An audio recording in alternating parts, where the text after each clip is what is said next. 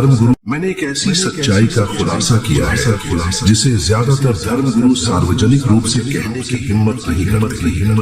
Bible में खुद समृद्धि के ऐसे सिद्धांत छिपे हुए हैं जिन्हें समझने पर किसी भी गरीब व्यक्ति को करोड़पति बनाया जा सकता है। ईश निंदा लगता है शायद, लेकिन असली घोटाला यह है कि लगभग कोई भी इन आज्ञाओं को धन पर लागू करने की हिम्मत नहीं करता और इसीलिए गरीबी बनी हुई है।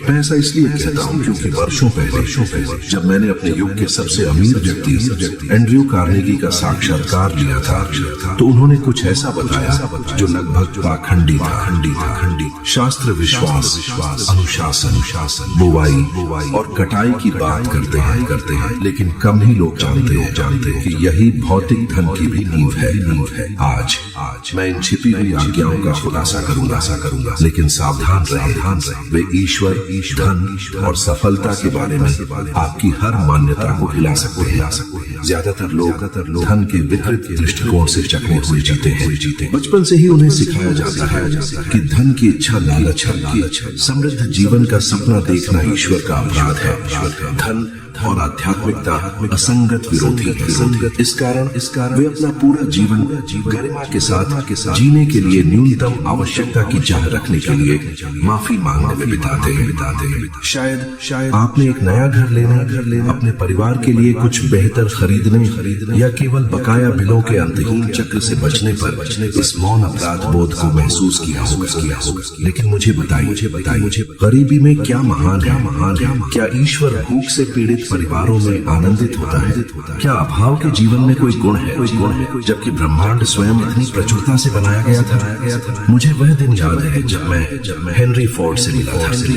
उन्होंने मुझे बताया था कि जब उन्होंने पहली ऑटोमोबाइल का निर्माण शुरू किया तो उन्हें यह मानने के लिए मूर्ख कहा गया था कि आम आदमी एक कार का मालिक हो सकता है। उस समय केवल अमीर लोगों के पास वाहन थे, लेकिन फोर्ड का मानना था कि हर कर्मचारी आधुनिकता के आराम का हकदार है। उन्होंने उस पर हंसे कहा कि यह असंभव है। फिर भी उनकी इच्छा इतनी तीव्र थी, इतनी अटूट थी कि थोड़े ही समय में संयुक्त राज्य अमेरिका की सड़कें सभी के लिए सुलभ ऑटोमोबाइल से भर गई।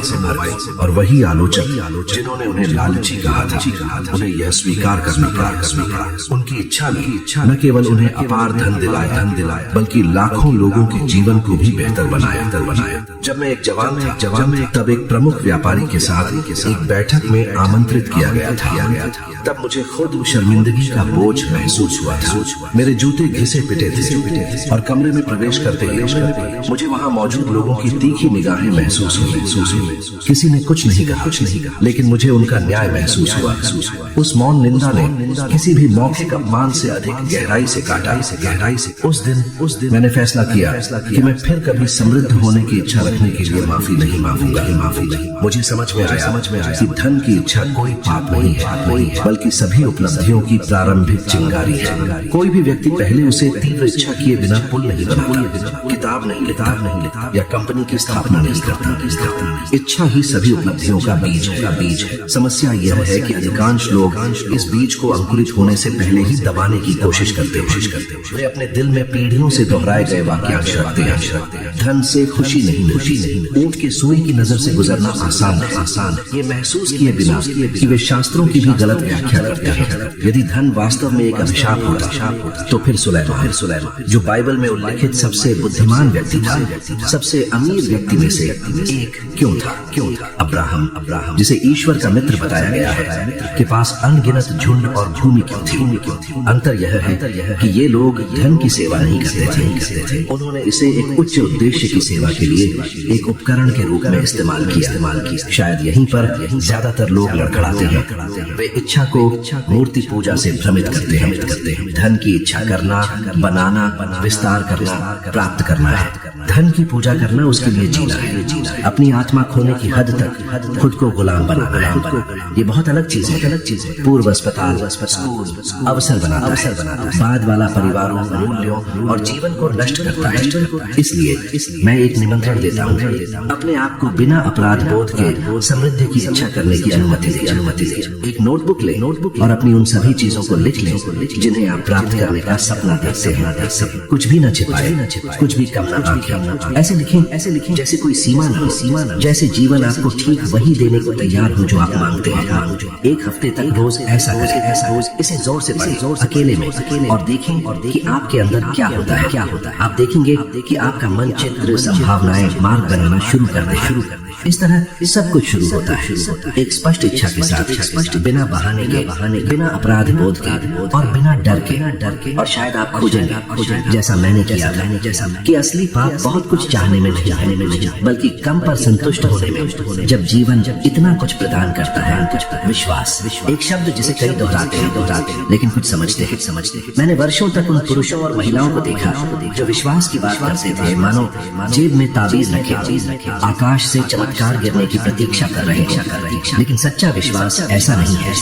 ये कोई डरपोक अनुरोध नहीं है जो झुके हुए घुटने पर फुसफुसाया जाता है और पहली बाधा पर त्याग दिया जाता है। जीवन परिवर्तनकारी विश्वास एक उपकरण है, और किसी भी उपकरण की तरह यह तभी काम करता है जब इसे अपने हाथों से प्रयोग किया जाए।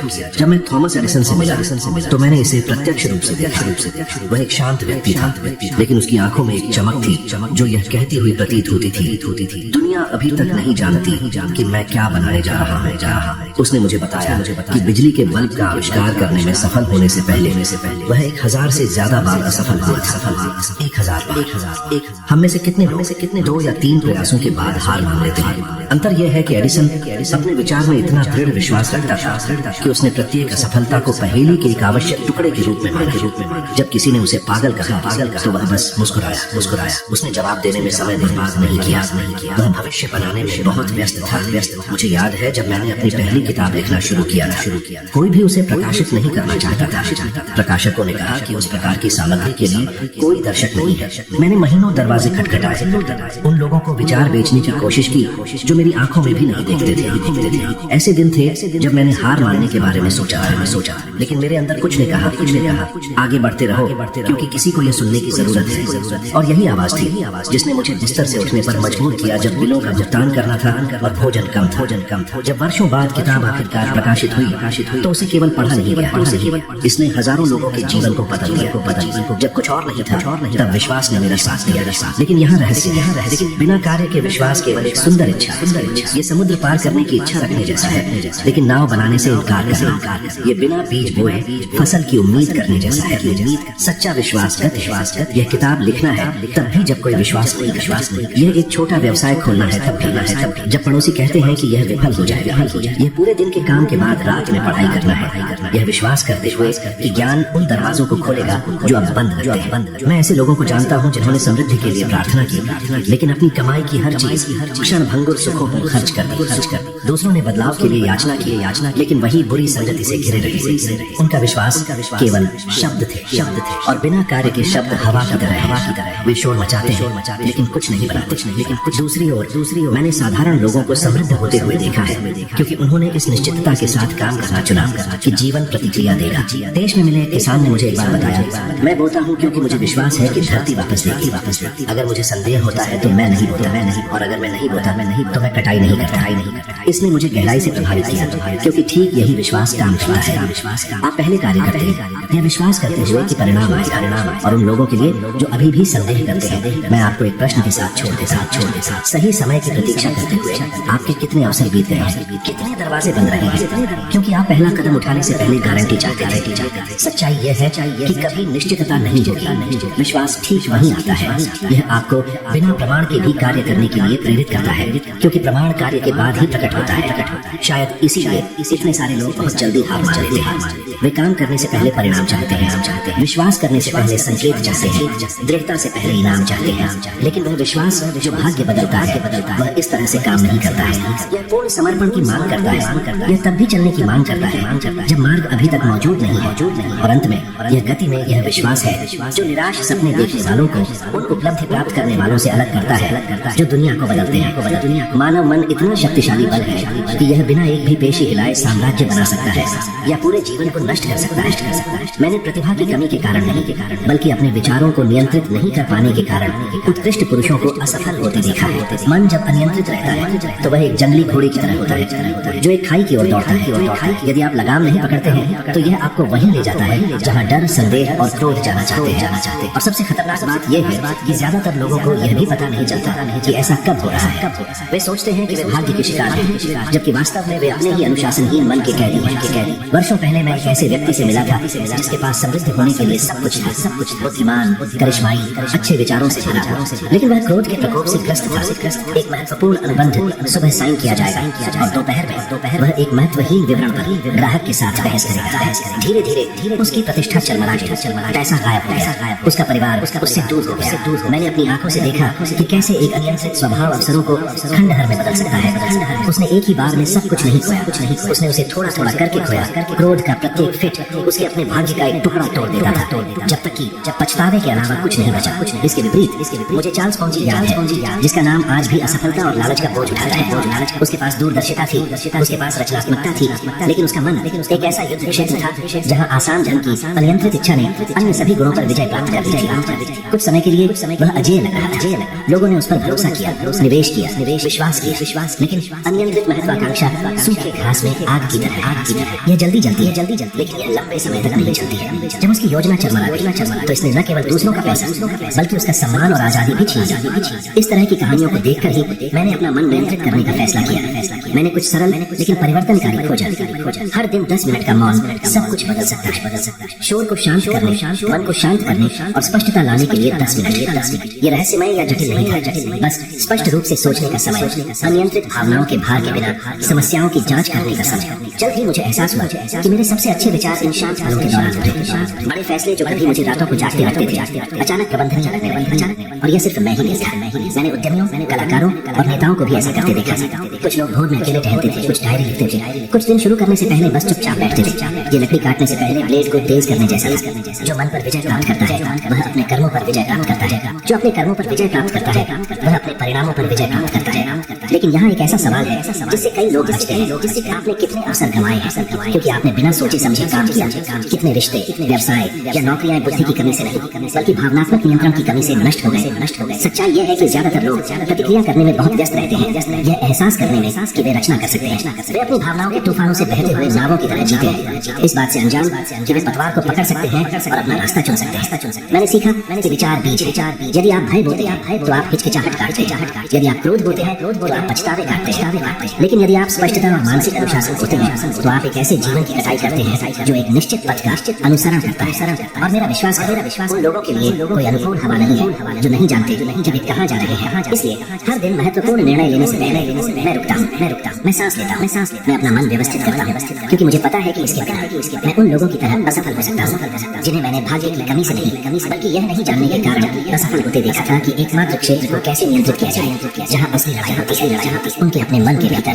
मैंने जल्दी ही सीख लिया कि एक ही आय के स्रोत पर निर्भर रहना केवल एक ही स्तंभ पर पूरा घर बनाने जैसा है। एक तेज हवा और सब कुछ ढह जाता है। मैंने बुद्धिमान समर्पित कर्मचारियों को सब कुछ खोते हुए देखा है जब अर्थव्यवस्था लड़खड़ा या जब बीमारी ने उन्हें उनकी नौकरी से बाहर कर दिया। और ऐसा इसलिए नहीं था क्योंकि वे आलसी या लापरवाह थे, बल्कि इसलिए क्योंकि उन्होंने अपने परिवार की पूरी सुरक्षा एक ही जगह पर रखी, जैसे अपने पूरे जीवन को एक ही घोड़े पर दांव पर लगा रहे हैं। एंड्रयू कार्नेगी के साथ बातचीत के बाद यह सबक मुझ में समा गया। उन्होंने मुझे अपने सामान्य शांत और दृढ़ स्वभाव के साथ कहा, कभी भी आय के एक ही स्रोत पर निर्भर न रहे। बुद्धिमान व्यक्ति आज कई क्षेत्रों में रोपण करता है ताकि सभी मौसमों में फसल। इसने मेरी आंखें खोल दी। कार्नेगी ने एक साधारण मजदूर के रूप में शुरुआत की, लेकिन उन्होंने जल्दी ही समझ लिया कि वास्तविक धन केवल शारीरिक परिश्रम से नहीं बल्कि अवसरों को गुणा करने की क्षमता से आता है। उनका स्टील, रेलवे और विभिन्न निवेशों में व्यवसाय था। यदि एक क्षेत्र विफल हो गया तो अन्य ने आधार धारण किया और इस तरह उन्होंने अब तक के सबसे बड़े भाग्य में से एक का निर्माण किया। उन्होंने भाग्य पर भरोसा नहीं किया, उन्होंने रणनीति पर भरोसा किया। मुझे एक प्रोफेसर याद है जिसे मैं जानता था, एक सुसंस्कृत सम्मानित व्यक्ति, फिर भी हमेशा आर्थिक रूप से क्योंकि वह विशेष रूप से अपने स्कूल के वेतन पर निर्भर था। जब संस्थान ने अपने दरवाजे बंद कर दिए तो उसे अपने बाद के वर्षों में फिर से शुरू करना पड़ा। यह देखना दर्दनाक था कि कोई इतना बुद्धिमान व्यक्ति अन्य आय के स्रोत नहीं बनाने के लिए पीड़ित है जबकि उसके पास अभी भी ऊर्जा और समय था। और कहानी मेरे साथ कई वर्षों तक रही क्योंकि यह लाखों लोगों की बिल्कुल उसी स्थिति में जीने का चित्रण था। एक वेतन, एक व्यवसाय एक आजीविका, एक अप्रत्याशित घटना और सब कुछ ढह जाता है। जब मुझे यह समझ आया तो मैंने आय के छोटे वैकल्पिक स्रोत बनाने का फैसला किया। शुरुआत में कुछ भी भव्य नहीं लग रहा था। मेरी पुस्तकों, व्याख्यानों, साझेदारी, छोटे निवेशों से कुछ रॉयल्टी, लेकिन समय के साथ मुझे एहसास हुआ कि प्रत्येक एक छोटी नदी की तरह एक बड़ी नदी में बह रही थी। अकेले एक भी टिकाऊ नहीं है, लेकिन कई एक साथ एक शक्तिशाली धारा बनाते हैं। और उस सुरक्षा ने मुझे स्वतंत्रता दी, बिना किसी डर के लिखने की स्वतंत्रता, उन प्रस्तावों को अस्वीकार करने की स्वतंत्रता जो मेरे मूल्यों के अनुरूप नहीं थे, महीने के अंत में बिलों का भुगतान करने की तात्कालिकता के बिना लंबे समय तक सोचने की स्वतंत्रता। यह उत्सुक है कि कितने लोग इस विचार को लालच के साथ भ्रमित करते हैं। ये केवल संचय के लिए संचय करने के बारे में नहीं है, यह स्थिरता बनाने के बारे में है, ताकि आपको एक ही भाग्य द्वारा बंधक न बनाया जाए। एक किसान जानता है कि अगर वह केवल एक प्रकार का बीज बोता है तो उसे किसी महामारी या सूखे से सब कुछ खोने का जोखिम होता है, इसलिए वह विविधता लाता है। मक्का, गेहूं, फली अगर एक विफल हो जाता है तो अन्य जीवित रहने का सुनिश्चित करते हैं। वित्तीय जीवन भी इसी तरह काम करता है। मैं किसी को भी इस बारे में गंभीरता से सोचने की चुनौती देता हूँ, और इससे कोई फर्क नहीं पड़ता कि आपके पास आज कम है या बहुत कुछ है। खुद से पूछिए, अगर मेरा एकमात्र आय का स्रोत कल समाप्त हो जाता है तो मैं निराशा में पड़ने के बिना कब तक जीवित रह सकता हूँ? यदि उत्तर भयावह है तो छोटी शुरुआत करने का समय है, लेकिन आज ही शुरुआत करें, क्योंकि सच्ची स्वतंत्रता एक ही हाथ में बहुत पैसा रखने के बारे में नहीं है, बल्कि भविष्य को थामे हुए कई हाथ होने के बारे में है, ताकि कोई भी अप्रत्याशित घटना उसे आपसे छीन ना सके। मेरे जीवन की सबसे दर्दनाक खोजों में से एक यह एहसास था कि हमारे आसपास के लोग हमारे सपनों के लिए सबसे बड़ा आशीर्वाद या सबसे क्रूर अभिशाप हो सकते हैं, और अक्सर हमें यह तब तक एहसास नहीं होता जब तक बहुत देर न हो जाए। मैंने बुद्धिमान, प्रतिभाशाली पुरुषों और महिलाओं को नकारात्मक, ईर्ष्यालु या महत्वाकांक्षी लोगों के साथ कंधे से कंधा मिलाकर चलते हुए देखा है, और अंत में वही सीमाएं, वही डर, वही औसत दर्जे की यथार्थवाद के रूप में अपनाई है। प्रभाव मौन है, कोई भी यह कहकर नहीं आता मैं तुम्हारी योजनाएं नष्ट करने जा रहा हूं। इसके विपरीत यह वे सूक्ष्म शब्द हैं जो दिन प्रतिदिन दोहराए जाते हैं, यह काम नहीं करेगा, यह जोखिम नहीं उठाना बेहतर है। अगर यह इतना आसान होता तो हर कोई करता। धीरे धीरे उत्साह कम होता जाता है, और जब आपको एहसास होता है तो आप पहले से ही एक ऐसा जीवन जी रहे होते हैं जो आप नहीं चाहते थे, लेकिन जो आपके आसपास के सभी लोगों के जीवन जैसा दिखता है। मुझे महान मंदी के बीच में फ्रैंकलिन डी रूजवेल्ट याद है। उन्होंने राष्ट्रपति पद ग्रहण किया जब देश निराशा, बेरोजगारी और पूर्ण विश्वास में डूबा। लोगों ने उनसे केवल राजनीतिक भाषण, खाली वादे की उम्मीद की थी, लेकिन रूजवेल्ट में उन लोगों से घिरे रहने की बुद्धिमत्ता थी जो सुधार में विश्वास करते थे, जो समाधान लाते थे, नए साहसिक विचार लाते थे। इस प्रकार न्यू डील का जन्म हुआ, और यद्यपि आलोचना और प्रतिरोध था, देश ने फिर से सांस लेना शुरू कर दिया। अगर उन्होंने केवल निराशावादियों की बात सुनी होती तो इतिहास बहुत अलग था। विश्वास का वह जो उन लोगों द्वारा बनाया गया था, जिन्होंने उन जगहों पर संभावनाएं देखी जहां अन्य ने खंडहर देखा था, एक पूरे राष्ट्र के पाठ्यक्रम को बदलने में निर्णायक था। मैं खुद उन लोगों से घिरा रहा जिन्होंने मेरी परियोजनाओं पर हंसी। जब मैंने लोगों को रचनात्मक रूप से सोचना सिखाने के लिए एक किताब लिखने के बारे में बात की तो मैंने सुना कि कोई इसे नहीं पढ़ेगा, इस तरह के विचार के लिए कोई जगह नहीं है। अगर मैंने सुना होता तो मैं शुरू करने से पहले सब कुछ छोड़ देता, लेकिन मैंने केवल उन लोगों की बात सुनने का फैसला किया जिन्होंने मेरे दृष्टिकोण में कुछ जोड़ा। ऐसे लोग जिन्होंने मेरे विचारों को चुनौती दी लेकिन उन्हें नष्ट किए बिना। यह अंतर्मौलिक है। ऐसे लोग हैं जो निर्माण करने के लिए आलोचना करते हैं, और ऐसे लोग हैं जो लकवाग्रस्त करने के लिए आलोचना करते हैं। केवल पूर्व ही हमारी मेज पर जगह के पास है, और यहाँ एक असहज सच्चाई है। उन लोगों से दूरी बनाना आवश्यक है जिन्हें आप प्यार करते हैं, क्योंकि स्नेह विनाशकारी प्रभाव की भरपाई नहीं करता है। मैंने पूरे परिवारों को एक प्रतिभाशाली युवा व्यक्ति को निराश करते हुए देखा है। उसे उस नौकरी की औसत दर्जे की सुरक्षा को स्वीकार करने के लिए मना रहा है, जिससे वह नफरत करता है, सिर्फ इसलिए कि यह अधिक विवेकपूर्ण था। समय के साथ उसकी आंखों में वह चमक गायब हो गई, और उसने वही हार मानने वाले वाक्यांश दोहराना शुरू कर दिया जो उसने जीवन भर सुने। उन आवाजों द्वारा बनाई गई जेल से ज्यादा कुशल कोई जेल नहीं है जो कहती है कि आप सक्षम नहीं हैं। इसलिए मैंने सावधानीपूर्वक चुनाव करना सीखा कि मेरे साथ कौन चलता है। यह स्वार्थ के बारे में नहीं, बल्कि मानसिक और भावनात्मक अस्तित्व के बारे में। जब आप उन लोगों से घिरे होते हैं जो विश्वास करते हैं, जो सपने देखते हैं, जो काम करते हैं, तो आप यह महसूस करना शुरू करते हैं कि साहस संग्राम जैसा कि डर है। ऐसा लगता है जैसे विचार आते हैं, और यहाँ तक कि आत्माएं भी एक दूसरे से बिना किसी को बताए। अगर मैं एक व्यावहारिक सलाह दे सकता हूँ तो वह यह होगी, उन 5 लोगों को देखें जिनके साथ आप सबसे ज्यादा समय बिताते हैं, उनके जीवन को देखें जिस तरह से वे पैसे, काम, भविष्य, रिश्तों के बारे में बात करते हैं। यह एक बहुत ही करीबी प्रतिबिंब है कि आप स्वयं अगले कुछ वर्षों में कहाँ होंगे। अगर यह चित्र आपको पसंद नहीं है तो अपनी कंपनी बदलने का समय आ सकता है, इससे पहले कि यह आपके सपनों को एक ऐसे जीवन के लिए बदल दे जो आपका नहीं है। अगर एक बात है जो आपको इस पल से ले जानी चाहिए तो वह यह है आपके आसपास के लोगों की गुणवत्ता आपके भाग्य को तेज या नष्ट कर। चुने कि आपके साथ कौन चलता है, उसी गंभीरता के साथ जिसके साथ आप अपने लक्ष्यों का चयन करें, क्योंकि दोनों यह आकार देते हैं कि आप कल कौन हो। अब तक मेरे साथ रहने के लिए धन्यवाद, और मैं आपको अगली वीडियो में मिलूंगा जो अब आपकी स्क्रीन पर दिखाई दे रहा है। इसमें आप अपने विकास में कदम चढ़ेंगे, आज की तुलना में 1% बेहतर। वहाँ मिलते हैं।